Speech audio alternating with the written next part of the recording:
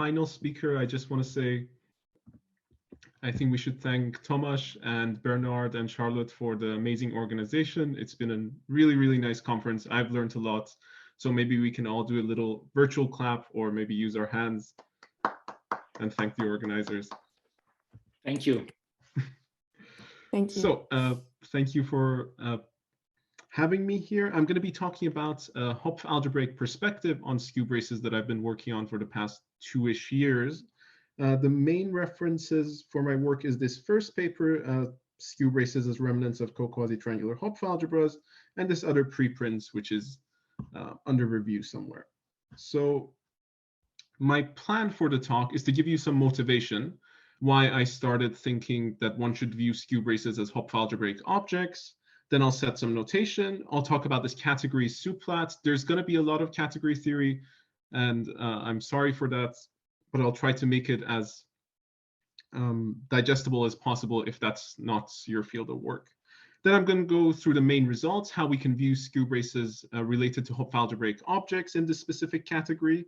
I'll relate this work to the Lu-Yan Zhu papers from early 2000s, and then hopefully I'll talk about some applications of why this perspective is useful. So without further ado, the motivation that originally got me started in this direction. When you look at linear solutions of the Yang-Baxter equation in the 90s and 80s, it was really known that they're deeply connected with co-quasi-triangular or quasi-triangular bialgebras.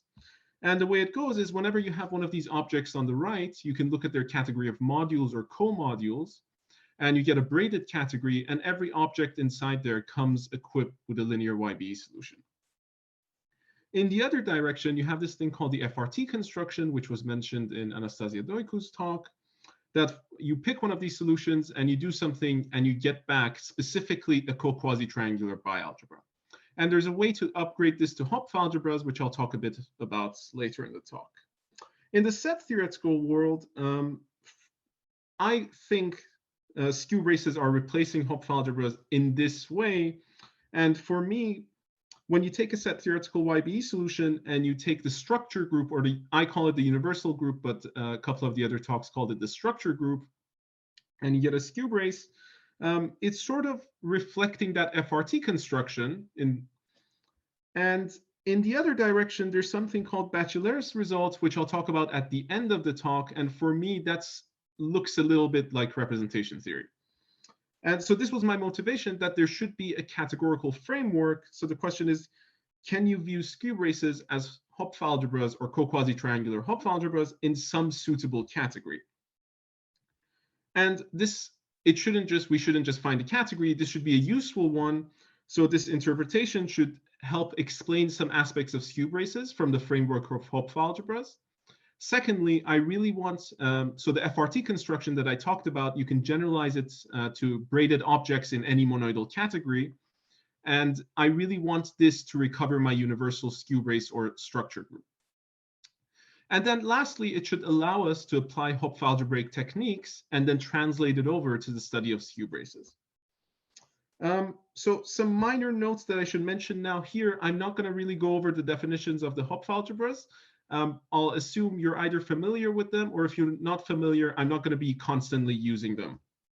But the things you should note is Hopf algebras can be defined in any symmetric monoidal category. I just need a category with a monoidal structure and a symmetry on it. You can also generalize this to the braided setting, as in Shan Majid's talk, but I'm not going to need that. I'm just going to be working with symmetric categories. Secondly, the word co-quasi-triangular that I had in the last slide is imposing a braiding on their category of co-modules or their category of modules. And that's where the YBE solutions come from. And lastly, I want to mention that when you're listening to me talk, you're going to say, well, Aryan, why don't you just look at the category of sets and functions? And there's several reasons why we can't do the things I wanted to do in the category of sets and functions, which has the product of sets as its monoidal structure. The main one being that Hopf algebras in this category are groups, and groups can't have co-quasi-triangular structures by the Hopf algebraic definition. The second reason is you can't apply the categorical FRT machinery, and it has to do something with dualizability in the category of sets. So hopefully that's enough motivation. We've had a lot of talks about the set theoretical Yang-Baxter equation, so I'm not going to go over the definition. I'm just going to set my notation. So whenever I'm talking about the set theoretical YBE solution, I'm going to use the following notation. R, for me, it's always going to be bijective, and that's going to become clear why I'm doing this. And I denote the inverse as I've written there. I might use, and this will most likely depend if you ask me difficult questions, I will use this graphical notation. So whenever R of xy equals that sigma x, y, and so on, this is the graphical notation that I write down. And I'm going always from up to down in opposite to the earlier talk. And all the solutions I'm going to be working with are going to be non-degenerates. And there's a specific reason for this too that I'll get to later in the talk. So I'm always assuming sigma x and gamma y are bijective for all x and y. Okay. The other thing that's a bit different in my talk is I'm going to be looking at skew braces in an equivalent way as groups with braiding operators. So let's just review what a group with a braiding operator is. I'm citing mainly Lu-Yan Zhu's paper from 2000. So I'm going to assume I have a group G. M denotes the multiplication, E denotes the unit elements, and I have a map R, and it satisfies these rules, which, if you're happy with diagrammatic language, they're very sensible. This is just saying that if you apply the braiding first and then you multiply, this should be the same as multiplying. And for example, this one is telling you if you have 3 strands, so G to the power of 3 copies of G, and you have a triple coming in, you can either multiply here. Maybe I can undo that. Yeah, you can multiply here, then do the braiding, or you can braid first, braid again, and then multiply. So they're very sensible in a categorical way. They're the rules to define a categorical braided, the smallest version of a braided monoid. But anyway, it follows automatically from these axioms that R has to satisfy the Yang-Baxter equation, R has to be invertible, and non-degenerate. That's all in corollary 1, I think, in the paper I'm citing.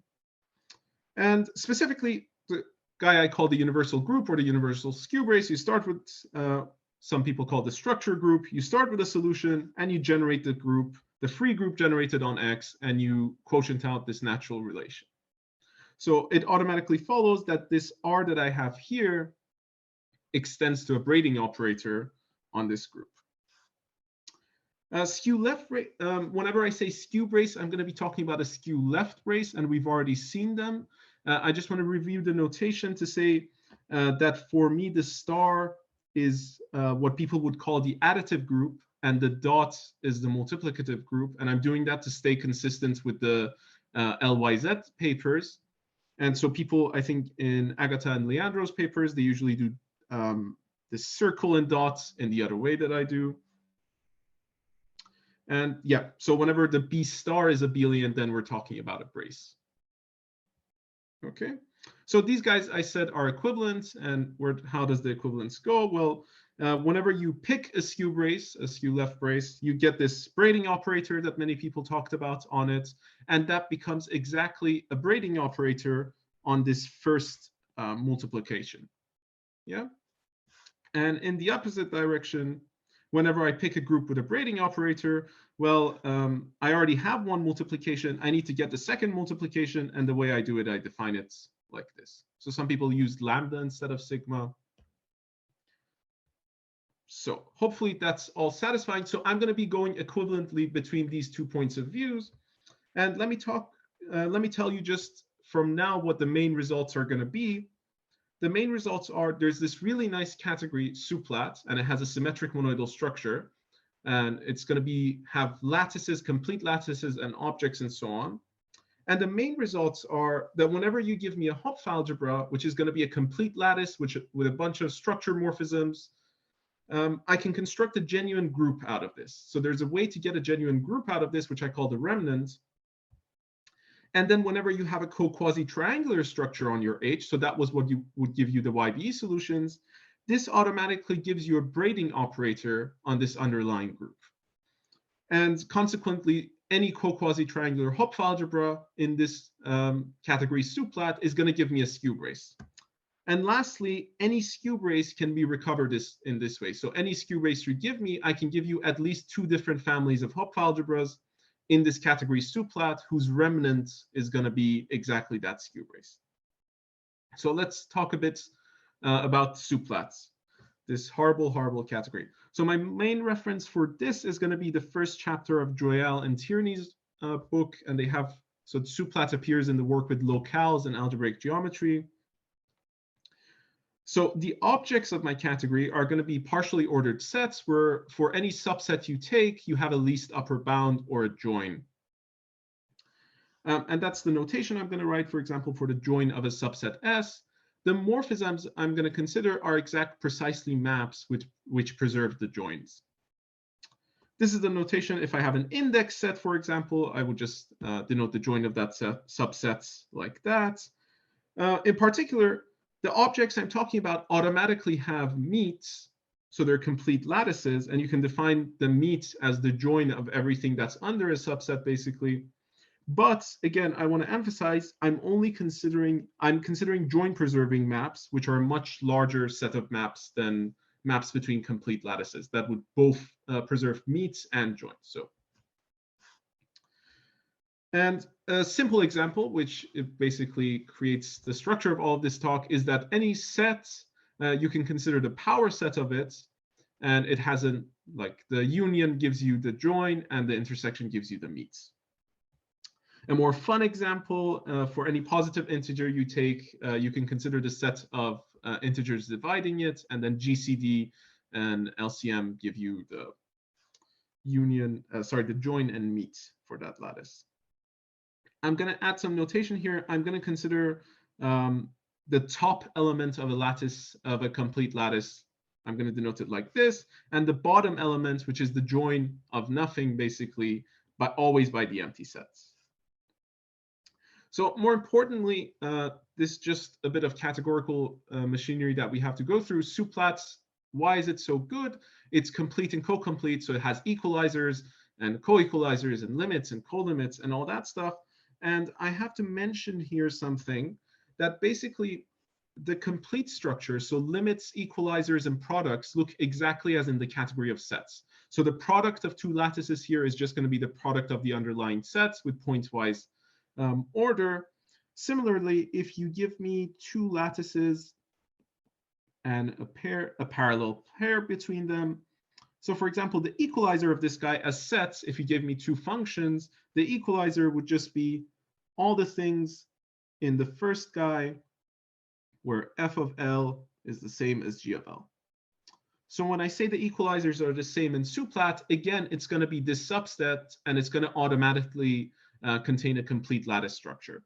However, the thing that happens is in sets, the co-equalizer would be L dash, and we quotient out this relation where we let f of x equal g of x. However, when you're in the lattice setting, whenever I say I'm going to quotient out a lattice by a relation, I need to do some extra stuff. Basically, I need to set these guys to equal each other as well. The join of anything in the image with something in the image of f, and the join of that thing with something in the image of g. So if it was semi-clear, I just wanted to give you a sort of an idea that when I take quotients at the level of lattices, this is going to be different to just taking the quotients of the image of two things being equal. More importantly, my suplat has a symmetric monoidal structure, and the monoidal structure is giving precisely, so you take two complete lattices, M and N, and you take their product as sets. You take the power set of this guy. This is going to be a complete lattice using the union of subsets. And then you imply these rules that are telling you that points by linearity, basically, that the join inside M should be the same as the join inside the power set in this aspect. And in a different color, the join inside N should be the same as this join. So it has a symmetric monoidal structure. For the purposes of this talk, all that means is I can define Hopf algebras in it. And the monoidal unit, so the thing that you can tensor with everything and it gives you one, is going to be, I'm going to denote it like this, is the set of two elements, or the Boolean algebra, whatever you want to call it. It has a bottom element and an upper element. So a little lemma that sits outside the reference that I mentioned is that dualizable objects in suplat are exactly all of the form, the power set of subset. And this is slowly starting to set up how we're going to take the set theoretical world and push it into suplat. So dualizability, if you're not familiar with it, is basically in the category of vector spaces, where the monoidal structure is given by tensoring over the field. Dualizable objects would be finite dimensional things. So basically, there's a notion of finite dimensionality in SUPLAT, and that notion exactly tells me that it's the power set of some sets, the lattice that I'm talking about. Moreover, whenever I'm given two of these dualizable objects, two free lattices, the tensor product that I defined in the last page really is just the power set of taking the product of the two underlying sets. This should say isomorphism, but we don't have to worry about that really. More concretely, what I'm talking about is that I have a fateful functor. So the power set functor that sends a set to its power set complete lattice is really fateful and a monoidal functor. So this guy, this equation here, is telling me that this functor preserves the monoidal structure. There's this bit of this story that is going through the category rel, which I'm going to come back to in a couple slides, and I just want to mention it here. So this goes through there and everything satisfies the monoidal structure, preserves the monoidal structure. What does that mean? So whenever I have a monoidal category, I can define YBE solutions in it or braided objects in it, which are going to be an object and then a morphism R going from the object tensor itself to the object tensor itself. And you can write out the YBE equation. And what's happening here, whenever you have a monoidal functor like this, it means that any set theoretical solution is sent to a YBE solution in SUPLAT via the power set functor.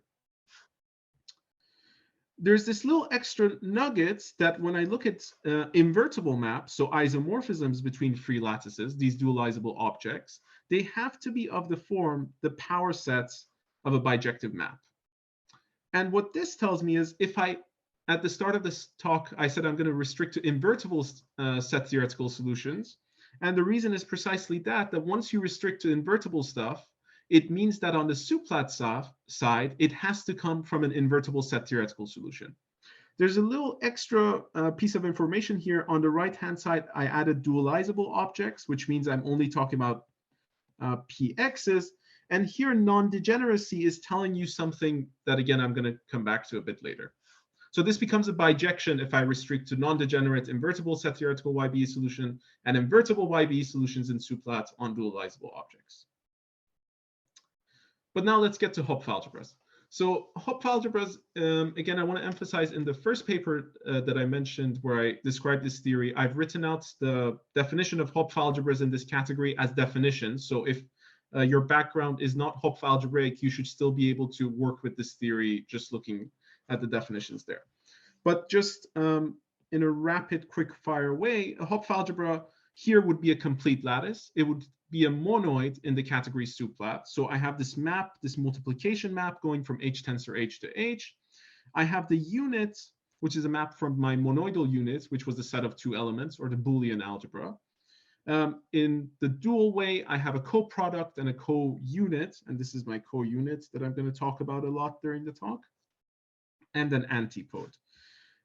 Again, a friendly reminder that the tensor product I defined is really a quotient of the power set of H times H.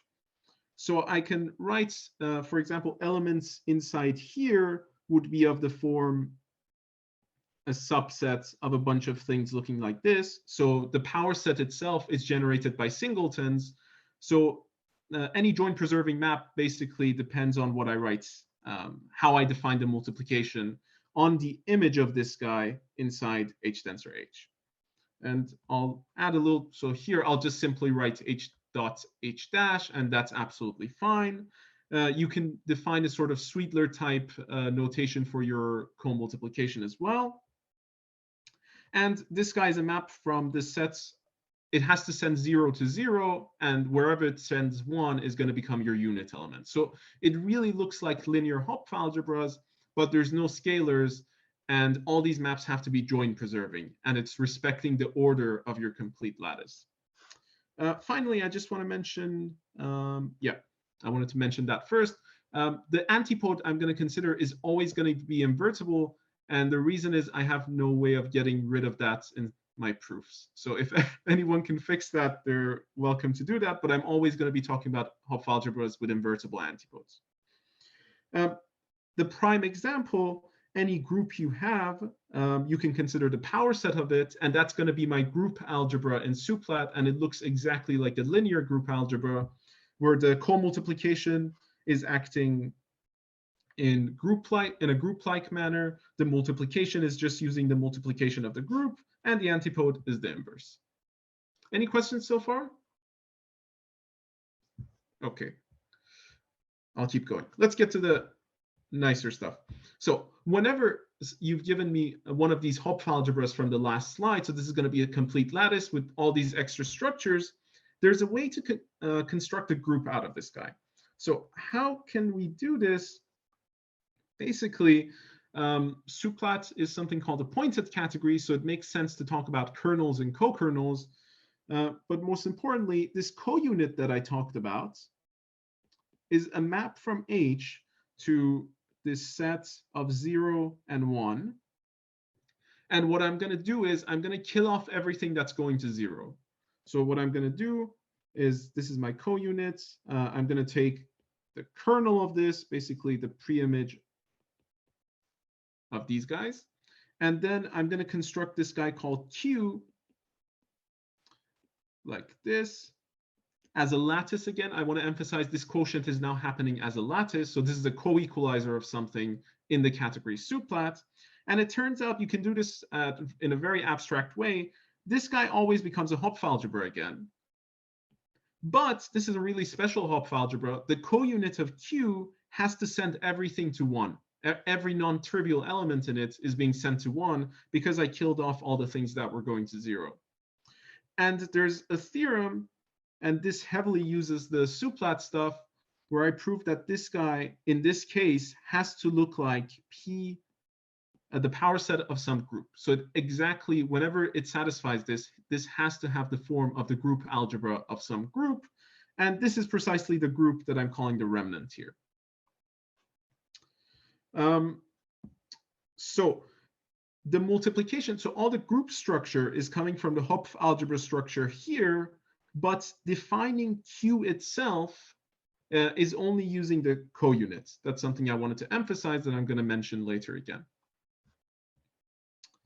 So the second part of the theorem was, so any Hopf algebra, there's a way to construct a group out of this. Now, I said any co-quasi-triangular structure on one of these Hopf algebras is going to give me a braiding operator and consequently a skew brace structure. How does that happen? Let's just review what a co-quasi-triangular structure was on Hopf algebras. So if you've seen quasi-triangular structures on Hopf algebras, they're usually an element inside H tensor H, satisfying a bunch of laws. The dual of that would be a map going from H tensor H to your unit object. So this appeared first in Majid's papers in the 90s. It satisfies a bunch of horrible axioms. And it was already known in the 90s that whenever you equip your Hopf algebra with a co-quasi-triangular structure, there's this YBE solution going from H tensor H. Sorry for the horrible handwriting. Going from H tensor H to H tensor H. So this guy satisfies the YBE, and more importantly, it makes the Hopf algebra braided commutative. And this is the part which should remind you when I said groups with braiding operators, that was one of the axioms that the group becomes braided commutative with respect to the braiding operator. So precisely what you do to obtain the braiding operator on your remnant is you take I said this Hopf algebra Q basically has an injection into H and a projection. And what you do is you take stuff, and this guy is the power set of RH. So exactly what you do is you inject RH into Q, then you inject that into H, then you apply this YBE solution, then you project everything down, and the theorem says that this will give you, this is a well-defined thing and will give you a braiding operator on your group. And basically all the axioms for the braiding operator follow from these laws automatically. Okay, so at this point, I've said any co-quasi-triangular Hopf algebra in this setting in Suplat gives you a skew brace. I want to reflect back on some papers of Lu, Yan, and Zhu in the early 2000s that really had some of these ideas, but in a smaller setting. So in the first paper, in the one that I'm citing as LYZ1, they classified finite dimensional Hopf algebras with positive bases. That should be bases with an E. And they do say that their proofs work for Hopf algebras, which on free modules over the Boolean algebra. That basically means that their proofs work for Hopf algebras in REL. And REL was this nice place that we were going through. So I had set here, I took the power set and I set everything to Suplat. REL is somewhere in between. And what REL is the category of sets plus relations. So a relation, let me also mention that maybe, a relation between a set X and a set Y is just a binary. So that's a binary relation. It's going to be a subset of X times Y, something like this. So this is a monoidal category again, and everything is going through there. So their work really classified all Hopf algebra structures on stuff in REL, and their proof completely translates to the classification of Hopf algebra structures on free lattices, which were my dualizable objects inside here. And what did their classification say? Basically, whenever you have a Hopf algebra structure, I'm going to say it in lattice form, on the power set of some G, G has to have a group structure. This group structure has to come from a group with unique factorization, and it's the bicross product of a group algebra. So G equals G plus dot G minus. And the Hopf algebra structure is the bicross product form that was mentioned in Majid's talk. Specifically, what I want to mention here, the co-unit of this guy is going to be defined as it sends everything to 0 other than the guys that are only from G minus. So from the construction that I said in the last page, that what I do is I kill off everything that gets sent to 0, it should become clear that my Q would just be this guy with its with its function algebra structure, with its group structure, and my remnant is going to be G minus. I think it went out of the border, but the remnant is going to be G minus basically. And what they did in LYZ2 was they classified quasi-triangular structures on these finite dimensional Hopf algebras positive bases. In my world, this just translates, you can dualize everything because these objects are dualizable in Suplat, and the dual of a bicross product is again a bicross product.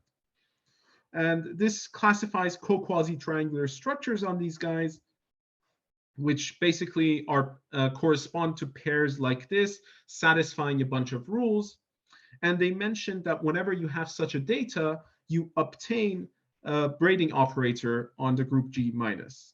And for me, that's exactly the braiding operator I'm going to get when I look at the remnant of this guy and I do what I did in the last slide. And so I'll mention that in the next slide. I think that's better. So let's reflect on what I've told you in totality and with respect to older results. So any co-quasi-triangular Hopf algebra in Suplat, you can obtain a skew brace from it. What are the ways that were sort of known but in a different context? Well, I mentioned any group with unique factorization with some additional data that's giving you a co-quasi-triangular structure on its Hopf algebra.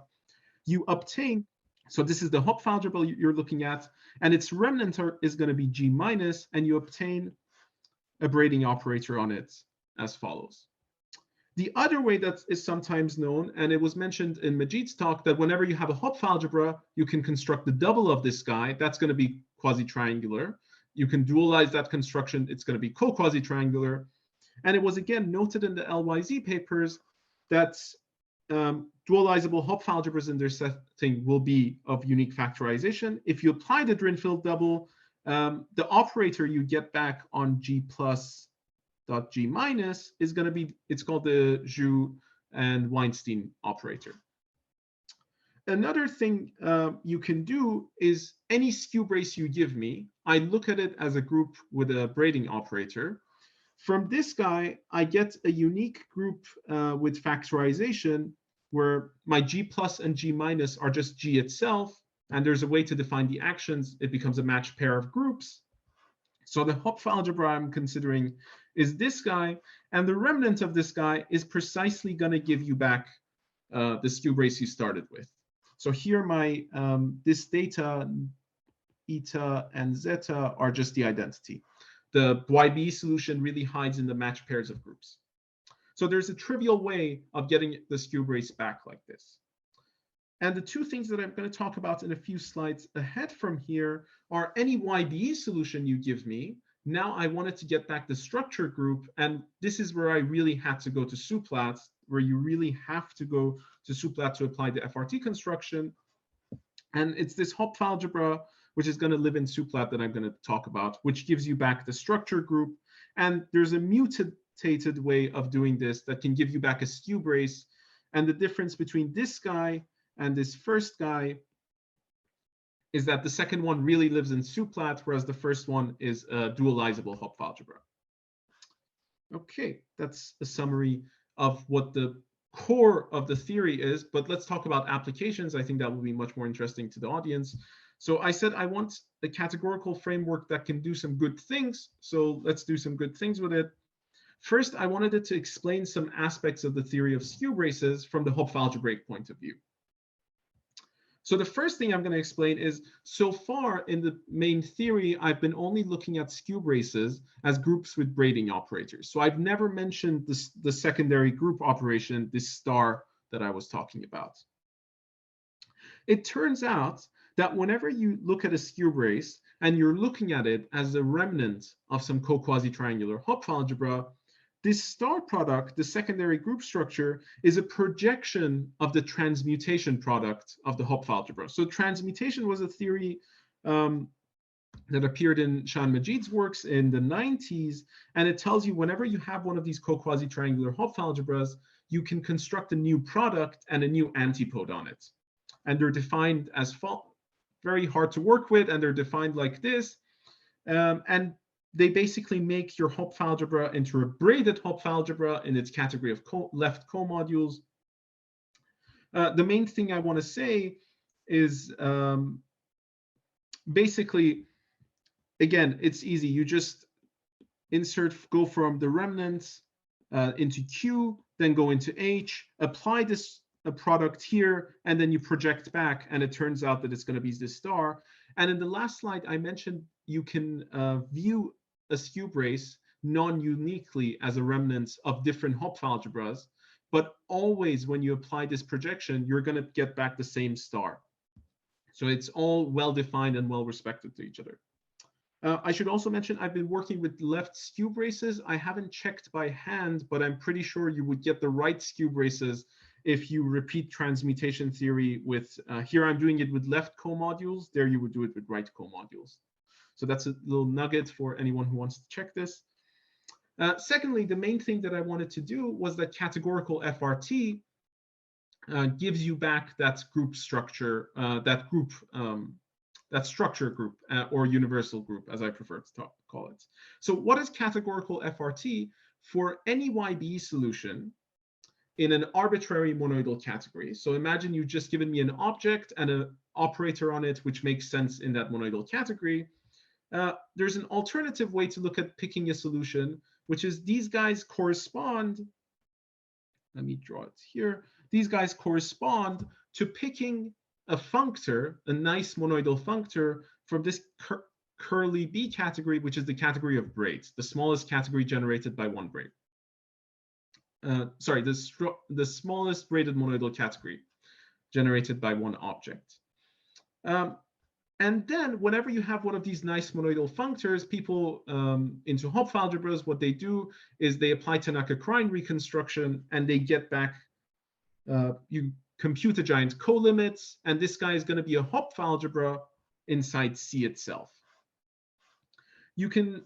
There's a little caveat here, and that was the reason you cannot apply this machinery inside set itself, which is for this machinery to work, you need to land inside the dualizable objects of your category. So for us, because I'm going to be applying this first, my functor is going to be given by the choice of a set theoretical solution. So I'm going to end up in set first, and then I'm going to shift everything with the power set functor, I'm going to end up with the power set of something, and that's exactly going to be inside the dualizable things here. And that was what the lemma I mentioned earlier was telling us.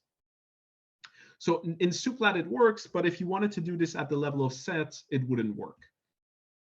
That's the first thing I wanted to say. And maybe secondly, you can upgrade everything that I mentioned if your solution is non-degenerate, and that's where I really need non-degeneracy. You can upgrade this guy to the smallest rigid braided monoidal category.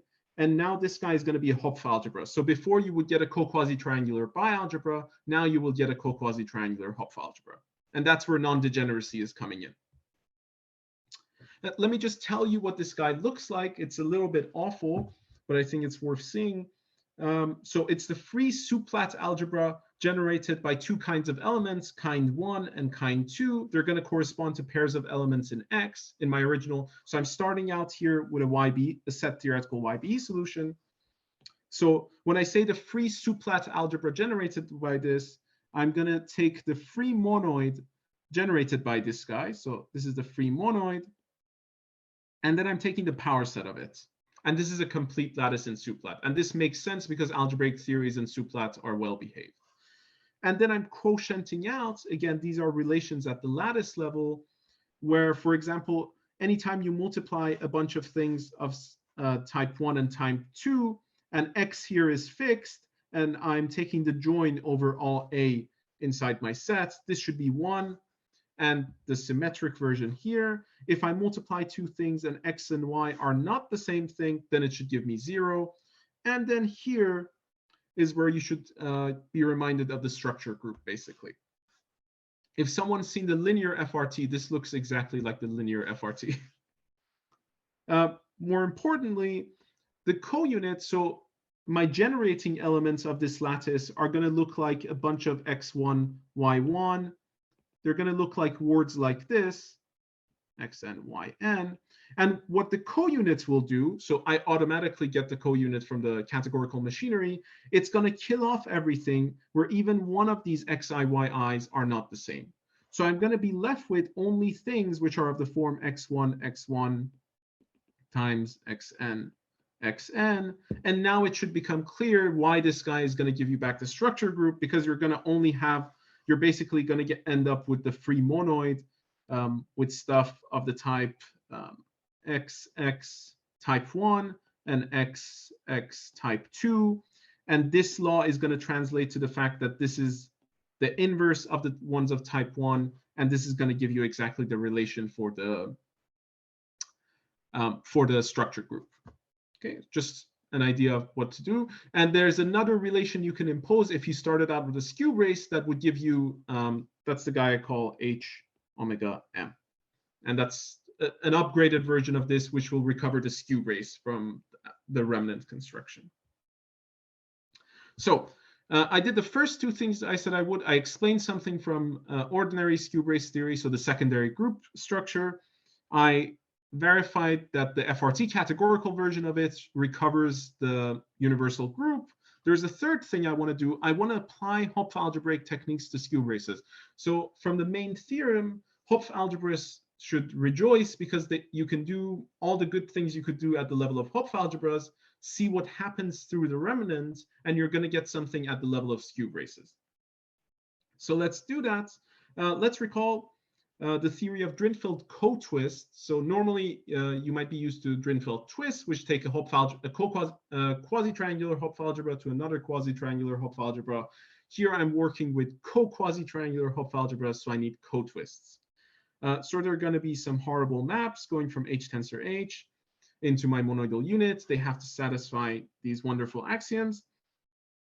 And what does it do? Whenever I have one of these twists, I can define a new multiplication and a new co-quasi-triangular structure. And it's a twisted version of the first one. And this is how the twisting is happening. So F is appearing here and here. And what I want to emphasize is you get a new multiplication on the same Hopf algebra.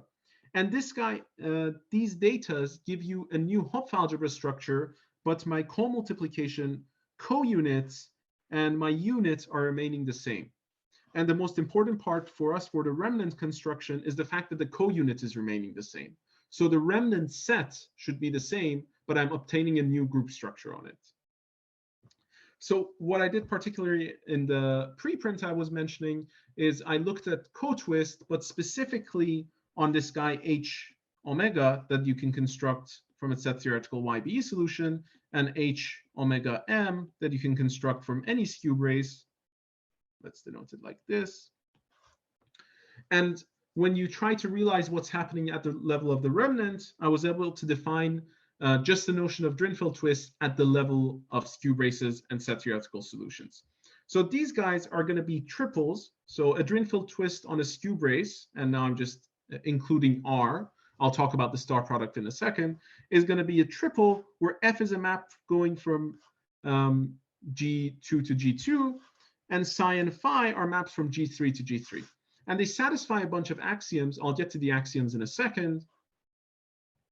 But what is the property? Where do they come from? Where any genuine Drinfeld co-twist on a co-quasi-triangular Hopf algebra inside suplat is going to induce one of these twists that I define above on the remnant skew brace.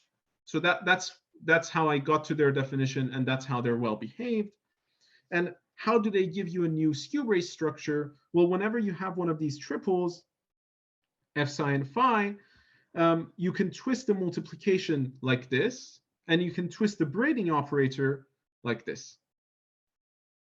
So let's go through the axioms actually. So the first three axioms come out from looking at H omega, again, that you would get from a solution. And this makes sense defining a Drinfeld twist on a set theoretical YBE solution. And it basically only twists, maybe I should do that with a different color, only twists the YBE solution. So there's no mention of the multiplication here. And this is really a set theoretical version of something that appeared in Kulish and Mudrov's paper, which I don't think I've mentioned. I'll add to the citations. So this is really nothing new. The new axioms are these guys, which appear, and so phi and psi and f have to satisfy something with respect to the multiplication.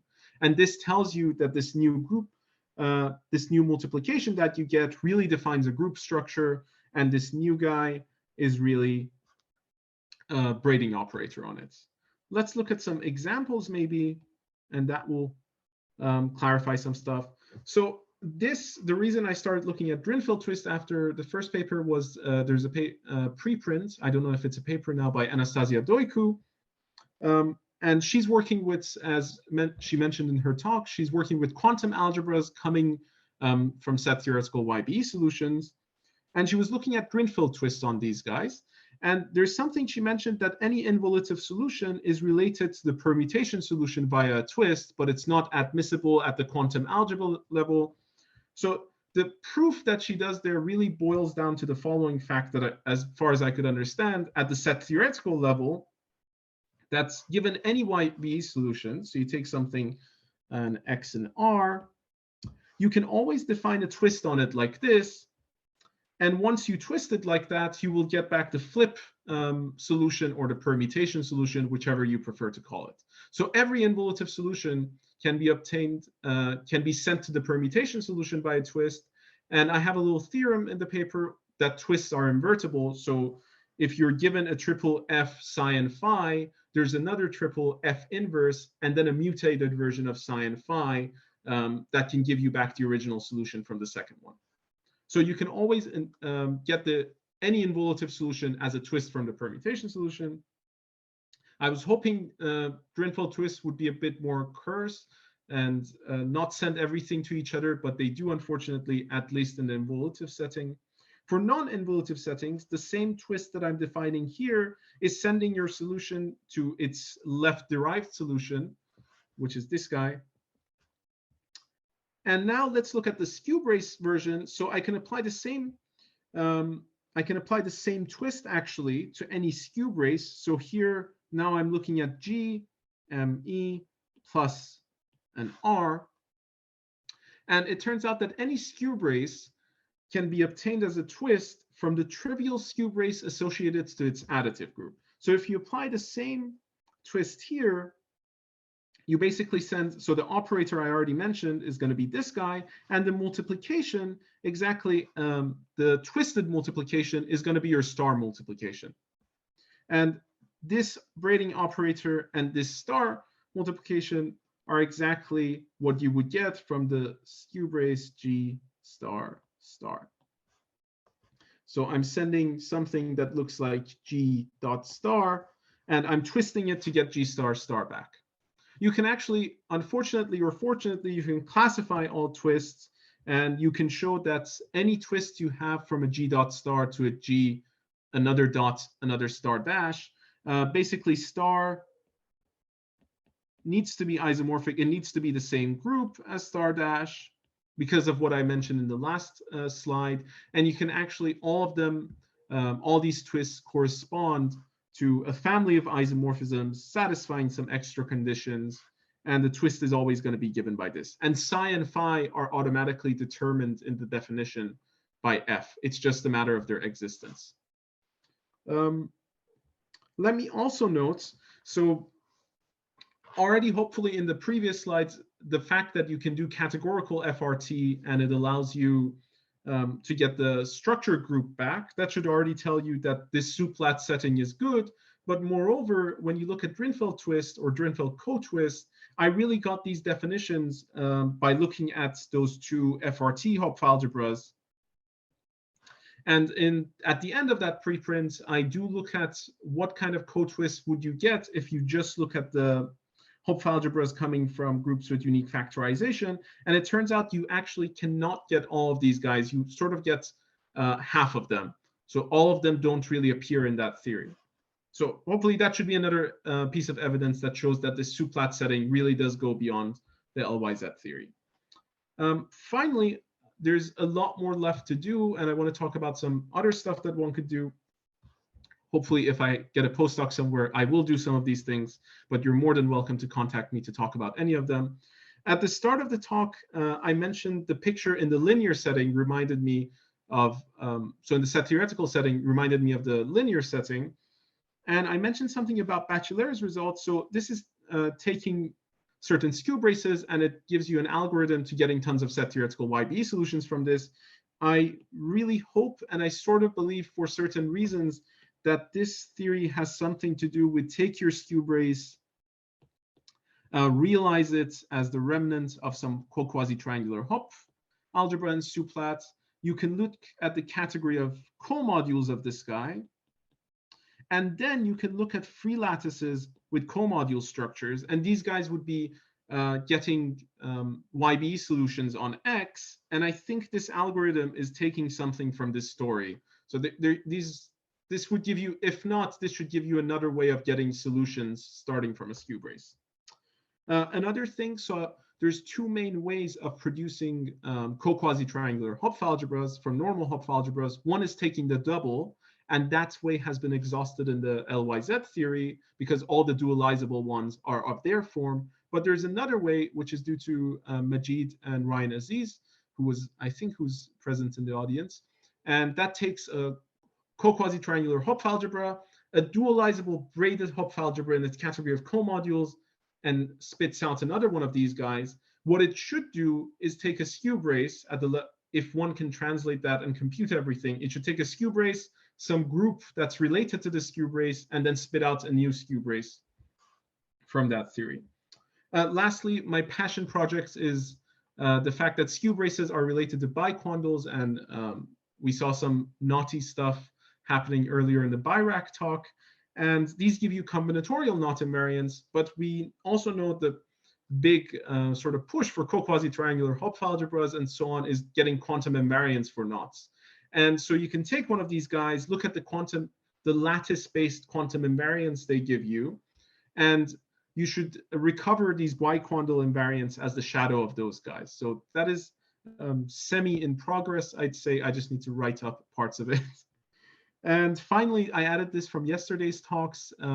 I haven't looked at what co-quasi-triangular bialgebras or other objects can you do the remnant construction.